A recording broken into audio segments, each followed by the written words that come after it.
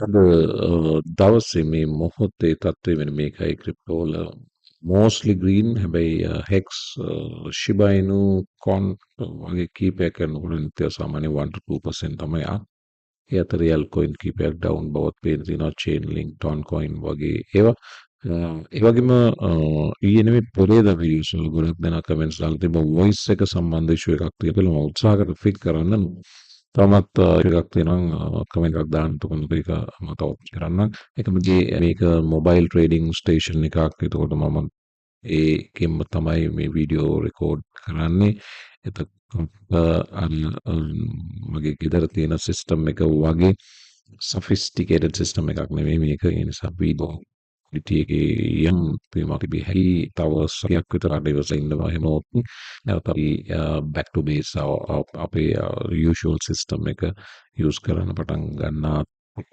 ඉතින් ඒක සම්බන්ධයෙන් අපිත් එක්ක ඉවසීමෙන් ඉන්න කියන ඉල්ලීම කරනවා ඒ වගේම ක්‍රිප්ටෝ වල ඊළඟට පෙන්වන්න අවශ්‍යයි මෙන්න මේ chart එක bitcoin සම්බන්ධයෙන් මේක මයිකල් වැන් පොප් දාපු chart එකක් මයිකල් වැන් පොප් කියන open interest to new highs open interest එක derivatives market එකේ ඉහළට ගියාට open interest එක ඉහළට යනවා කියන්නේ derivatives market එකේ සාමාන්‍යයෙන් bullish news එකක් එතකොට market එකේ buyers ලා price එක සම්බන්ධයෙන් වැඩි අවධානයක් වැඩි interest එකක් වෙන බව පේන තිබුණා තිබ්බත් bitcoin value of thing price එක තාමත් slowly grinding upwards මේකට හේතුව මයිකල් වැන් බෝප් කියනවා මේ ප්‍රයිස් එක 29700 රේන්ජ් එකට යන්න කලින් නැවත ප්‍රයිස් එක ෆ්ලෑෂ් ක්‍රෑෂ් එකක් මේ chart එකේ පොඩියට ඇඳලා තියෙනවා අර පේනවද දන්නේ මේ ෆ්ලෑෂ් ක්‍රෑෂ් එකකට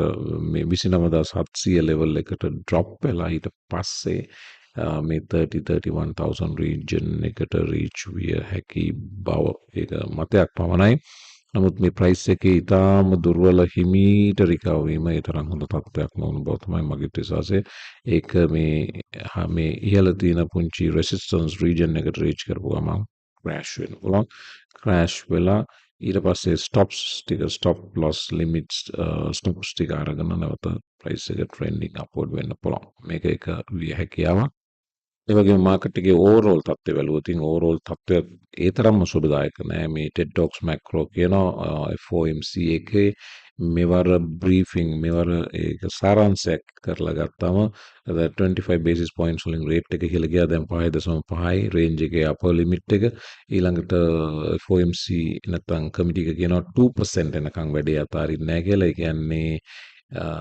මේගොල්ලෝ තවත් රේට් හයික් එකකට සෙප්තැම්බර් මාසේ යන්න තියෙන chance එක තියෙනවා. ඒ වගේම quantitative tightening market එකෙන් මුදල් ඉවත් කිරීමේ process එක තවමත් ඒමම ක්‍රියාත්මක වෙනවා. එතකොට ලැබෙන data අනුව සෙප්තැම්බර් මාසේ තවත් 25 basis point rate hike එකකට යන්න ලොකු chance එකක් නෑ 25% chance එකක් ගන්නට තියෙනවා. ඊළඟ FOMC එකකට තවත් දින මාස 3 තියෙන නිසා ඕක පැලියම වෙනස් වෙයි. ඒකට rate pause වීමේ chance එක 75ක් 80ක් අතර දැනට තියෙනවා මේ චේන්ජ් වෙන්න. ඉතින් මේ තත්ත්වය සහ මේ පසුගිය අලුත් GDP numbers එක ඩොලර් එක perform කරනකොට bitcoin එකේ slight drop වීමක් තියෙනවා. ඒක පැහැදිලි වෙන්නේ කියන එක.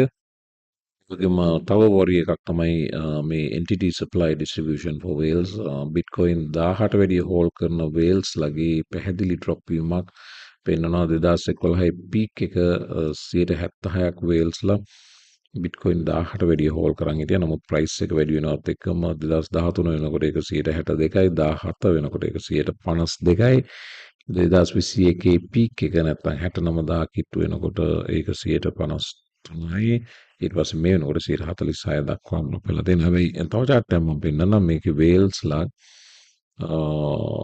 ගේ overall සමස්තයේ drop වීමක් තිබ්බට මේකේ whales ලගෙන් whales ලට bitcoin අතින් අත මාරුන බවකුත් පේන තියෙනවා. ඒක තමයි bitcoin 1 to 10,000 to 10,000 hold කරන අය grow වීමකුයි bitcoin all 10,000 hold කරන whales ලගේ drop වීමකුයි දෙම සිද්ධ වෙලා තියෙන බව.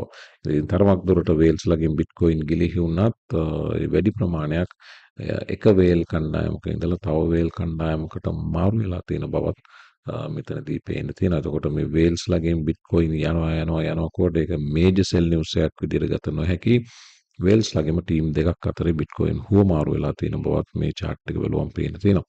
ඊළඟට පේනවා Shiba Inu ගැන කතා කරන්න. Shiba Inu මේ තියෙන්නේ අලුත්ම Shiba Inu daily chart එක Binance එකේ Shiba Inu breakout එකක් සිද්ධ වුණා කියලා කිව්වත් නිවැරදි. ඉතින් ඇත්තටම first attempt එක fail වුණා.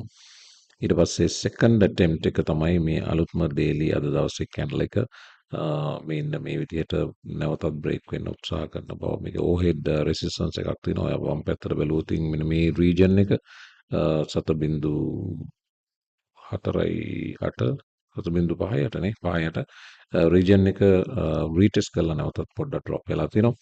නමුත් පැහැදිලිවම Bitcoin Shiba Inu accumulate වෙමින් තියෙන බව පේන්න තියෙනවා. අද දවසේ මේ price gain එකට reason එකකුත් තියෙනවා. ඒක තමයි මේක නිවුස් දෙකක් තියෙනවා Shiba සම්බන්ධයෙන්. Shiba මේකේ පළවෙනි එක Shibarium සම්බන්ධයෙන්. Shibarium කියන්නේ Shiba Inu network එක meme coin තත්වයෙන් regular crypto network එකක් බවට පත් වීමේ පළවෙනි වෑයම ඒක තමයි Shibarium Shiba Inu layer 2 එක මේ වාර්තාව අනුව Shibarium blockchains Ethereum bridge goes live for testing as Shib tries to shed a meme coin tag. එතකොට මේක තමයි එක නිවුස් එකක්. මේක ජූලි 26 කියන්නේ දැන් මේ ගෙවෙන පැය 24 ආපු නිවුස් එකක්. The Shiba Inu based layer 2 blockchain is expected to start operations next month. එතකොට already beta testing start බව වාර්තා වෙනවා. මේ වතාව ඒක සනාථ කරනවා. Shibarium beta bridge has gone live for public testing. Be among the first to try out this revolutionary cross-chain solution. මේ අනුව මේ යුසර්ස්ට මේ නෙට්වර්ක් දෙක අතර කන්ස්ට්‍රාන්ත කිරීමේ අවස්ථාව බීටා අවස්ථාව ලැබිලා තියෙන බව සඳහන් වෙනවා. වගේම ඔපරේෂන්ස් next month පටන් ගන්න බවත් වාර්තා වෙනවා. අනිත් නිවුස් එක තමයි Shiba Inu partnership එකක් දාපු එක. Shiba Inu ඇත්තටම directly දාපු partnership එක නෙවෙයි. Shiba Inu සම්බන්ධ ආයතනයක් නැත්නම් Alchemy Pay කියන ආයතනය. Alchemy Pay කියන්නේ crypto fiat on off ramp services provide කරන ආයතනයක්. ඒතකොට Alchemy Pay එක major partnership එකක් දැම්ම මෑතකදී. checkout.com එක මේ checkout.com කියන්නේ Pizza Hut, Sony ඒ වගේ Netflix වගේ mega corporations වලට payment gateway එකක් විදියට services provide කරන ආයතනය. ඒගොල්ලෝ sign කරන Alchemy Pay එක. Alchemy Pay කියන්නේ fiat on off ramp service එකක්.